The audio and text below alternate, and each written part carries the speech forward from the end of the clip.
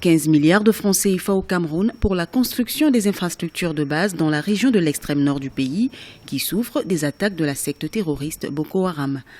Cette enveloppe émane du PNUD, le Programme des Nations Unies pour le développement en partenariat avec le ministère de l'économie, de la planification et de l'aménagement du territoire.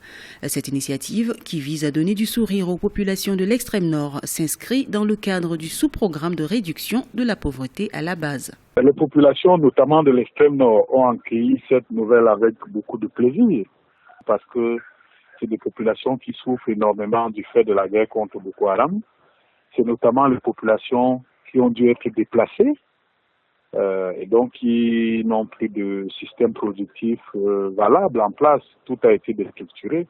Et donc c'est des populations qui ont du mal à se nourrir aujourd'hui parce qu'elles ne peuvent plus avoir des champs, elles ont tout abandonné. L'insécurité créée par la secte Boko Haram dans cette partie du pays expose les riverains à des difficultés liées à la disponibilité des services sociaux de base et à des infrastructures offrant de meilleures conditions de vie. Cet investissement de 15 milliards de francs CFA pour la phase triennale 2013-2016 est destiné à 4 communes, en l'occurrence celles de Maga, Mora, Moulvoudaï et Touloum.